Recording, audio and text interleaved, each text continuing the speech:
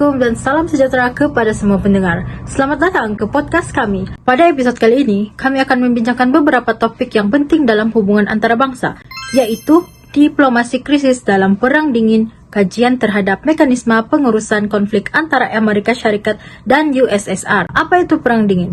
Perang Dingin merupakan persaingan antara dua kuasa besar dunia, yaitu Amerika Syarikat dan USSR selepas Perang Dunia Kedua sehingga tahun 1991. Walaupun kedua-dua negara ini tidak pernah berperang secara langsung, mereka bersaing dalam pelbagai aspek seperti politik, ekonomi, ketenteraan, teknologi, dan juga pengaruh global. Persaingan ini juga telah mewujudkan ketegangan yang berpanjangan. Kedua-dua negara berlomba menghasilkan senjata nuklir dan menyokong peperangan proksi di pelbagai negara. Antara negaranya ialah Korea, Vietnam, dan Afghanistan. Oleh sebab risiko peperangan nuklir yang amat tinggi, diplomasi menjadi mekanisme yang sangat penting bagi mengelakkan konflik bertukar menjadi peperangan yang sebenar.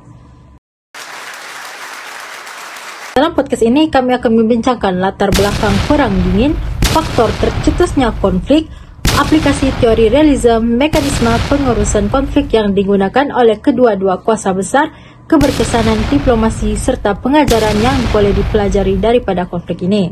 Baiklah, tanpa melengahkan masa, saya menjemput rakan saya, yaitu Saudari Catherine, untuk menerangkan latar belakang Perang Dingin. Dipersilakan. Terima kasih.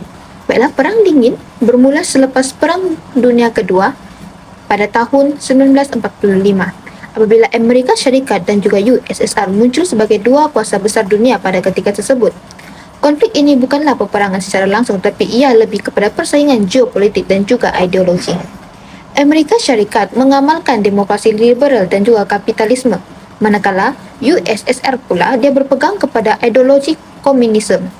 Perbezaan ideologi ini menyebabkan kedua-dua negara saling mencurigai antara satu sama lain dan berusaha memperluaskan pengaruh masing-masing.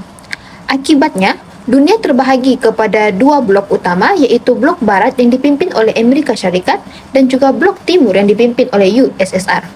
Pembahagian ini membentuk sistem bipolar dan juga ia telah berfungsi dan juga mempengaruhi dalam hubungan antarabangsa. Bagi mengukuhkan kedudukan masing-masing, Amerika Syarikat telah menubuhkan NATO pada tahun 1949, manakala USSR pula menubuhkan Warsaw Pact pada tahun 1955. Selain itu, kedua-dua negara ini ia turut bersaing dalam pembangunan teknologi, ketenteraan, perlombaan angkasa lepas, dan juga pengaruh politik di negara-negara membangun. Persaingan ini telah menyebabkan dunia sentiasa berada dalam keadaan yang tegang dan juga berisiko menghadapi peperangan nuklir. Seterusnya, saya serahkan kepada rakan saya untuk menerangkan bagaimana teori realisme digunakan dalam konflik ini. Sekian, terima kasih. Berdasarkan teori realisme yang diperkenalkan oleh Hans Morgenthau dan Kenneth Waltz, sistem antarabangsa bersifat anarki kerana tiada pihak yang mempunyai kuasa tertinggi untuk mengawal semua negara. Oleh sebab itu, setiap negara bertanggungjawab menjaga keselamatan dan kepentingan nasional sendiri. Dalam Perang Dingin, kedua-dua kuasa besar melihat antara satu sama lain sebagai ancaman. Amerika Syarikat melaksanakan dasar pembendungan atau containment polisi bagi menyekat penyebaran komunisme, manakala USSR pula memperluaskan pengaruh komunis di Eropah Timur dan negara-negara lain. Teori realisme juga dapat dilihat melalui pembentukan NATO dan Warsaw Pact bagi mencapai keseimbangan kuasa atau balance of power. Selain itu, pertubuhan senjata nuklear turut menunjukkan bagaimana kedua-dua negara berusaha meningkatkan keupayaan ketenteraan mereka. Walaupun perlombaan senjata meningkatkan ketegangan, konsep mutual assured destruction menyebabkan kedua-dua negara sedar bahawa peperangan nuklear hanya akan memusnahkan kedua-dua pihak. Oleh itu, kita perlu lihat antara faktor utama tercetusnya Perang Dingin ialah yang pertama adalah perbezaan ideologi antara kapitalisme dan komunis, yang kedua adalah persaingan untuk menjadikan kuasa hegemoni dunia, dan yang ketiga adalah perlumbaan senjata yang menyebabkan ketegangan semakin meningkat. Kesemua faktor ini akhirnya membentuk konflik global yang berpanjangan selama hampir 5 dekad.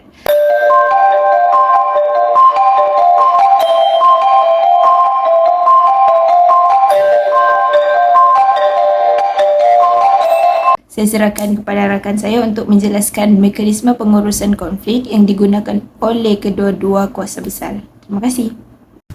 Baiklah, hari ini kita akan membincangkan tentang mekanisme pengurusan konflik yang digunakan oleh AS dan juga Soviet Union semasa Perang Dingin. Diplomasi merupakan salah satu daripada mekanisme tersebut. Diplomasi ini digunakan bagi mengelakkan konflik daripada menjadi peperangan nuklear. Contoh paling jelas ialah krisis peluru berpandu Cuba pada tahun 1962. Semasa krisis ini, Soviet Union meletakkan peluru berpandu nuklear di Cuba dan ianya sangat hampir dengan AS. Dan tindak balas AS menganggap tindakan tersebut sebagai ancaman keselamatan negara. Ketegangan ini hampir mencetuskan perang nuklear, namun kedua-dua negara memilih jalan rundingan. Antara rundingan penting ialah pertemuan sulit antara Robert Kennedy yang mewakili Presiden John F. Kennedy dengan Duta Soviet Anatoly Dobrynin. Dalam rundingan tersebut, AS bersetuju untuk tidak menyerang Cuba, menarik balik sekatan, dan secara rahasia menarik keluar peluru pandu Amerika yang terletak di Turki. Sebagai balasan, Soviet bersetuju untuk menarik balik peluru berpandu mereka di Cuba. Dan kita boleh lihat, situasi ini menunjukkan bahawa diplomasi merupakan mekanisme yang paling berkesan untuk menguruskan sesuatu konflik. Walaupun kedua-dua negara saling mengancam, mereka masih memilih rundingan berbanding dengan peperangan. Ini juga menunjukkan kedua-dua negara sedar bahawa peperangan nuklear hanya akan membawa kepada kemusnahan bersama. Seterusnya ialah perang proksi. Berbeza dengan peperangan biasa, Amerika Syarikat dan Soviet Union ini tidak bertempur secara langsung. Sebaliknya, mereka menggunakan negara lain sebagai medan persaingan, antara contoh ialah Perang Korea, Perang Vietnam, dan juga Perang Afghanistan. Kita ambil contoh Vietnam sebagai kita punya analisis. Dalam Perang Vietnam, negara tersebut terbagi kepada dua. Vietnam Utara dipimpin oleh Ho Chi Minh dan mendapat sokongan daripada Soviet kerana mereka mengamalkan ideologi komunis. Manakala Vietnam Selatan pula mendapat sokongan daripada AS yang mahu menghalang penyebaran komunisme daripada terus tersebar. Kedua-dua kuasa besar ni memberikan pelbagai bentuk bantuan seperti bantuan senjata, latihan ketenteraan, bantuan kewangan serta sokongan politik. Namun mereka sendiri tidak bertempur secara langsung. Jadi apa yang kita boleh lihat daripada situasi ini, strategi perang proksi ini membolehkan AS dan Soviet meneruskan persaingan tanpa mencetuskan perang nuklear. Terakhir, kedua-dua kuasa besar turut menggunakan perjanjian kawalan senjata sebagai mekanisme mengurus konflik. Antaranya ialah SALT-1 pada tahun 1972, SALT-2, dan INF Treaty pada 1987.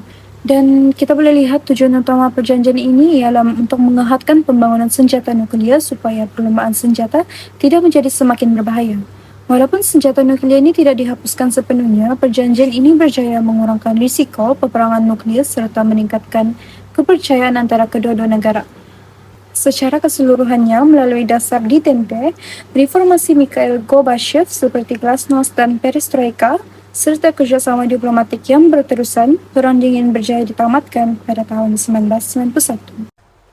Baik, terima kasih. Seterusnya kita akan melihat sejauh mana diplomasi ini berkesan sebagai satu mekanisme pengurusan konflik sewaktu era Perang Dingin. Secara keseluruhannya, diplomasi boleh dikatakan berkesan tetapi tidak sepenuhnya berjaya. Di pada sudut hubungan Amerika Syarikat dan juga Soviet Union, diplomasi berjaya menghentikan perang nuklir daripada berlaku di antara kedua kuasa besar ini. Antara contoh yang paling jelas kita dapat lihat adalah melalui krisis peluru berpandu di Cuba pada tahun 1962, di mana komunikasi dan juga rundingan antara pihak yang berkonflik mampu menghentikan perang nuklir yang hampir berlaku pada ketika itu. Namun, mengapa saya katakan ianya tidak sepenuhnya berjaya? Karena perang proksi masih lagi berlaku di negara Asia Tenggara seperti di Laos, Vietnam, Korea, dan sebagainya.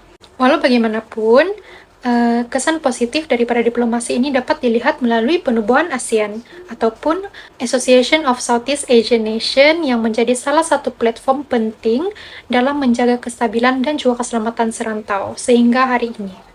Sebagai kesimpulannya, Perang Dingin ini menunjukkan bahwa konflik itu sememangnya tidak dapat dielakkan, tetapi masih dapat diuruskan melalui diplomasi, komunikasi yang berkesan, dan kerjasama antara bangsa. Peristiwa Perang Dingin ini juga mengajarkan dunia hari ini bahwa peperangan bukanlah satu-satunya jalan penyelesaian. Sebaliknya, dialog dan juga diplomasi menjadi satu penyelesaian ataupun pendekatan yang paling berkesan dalam menjaga kestabilan dan juga keamanan dunia. Sekian saja perkongsian untuk episode kali ini. Thank you so much karena sudi mendengar podcast kami. Semoga perkongsian ini dapat memberi manfaat kepada semua dan menambah ilmu pengetahuan kita tentang diplomasi krisis dalam perang dingin. See you in next episode.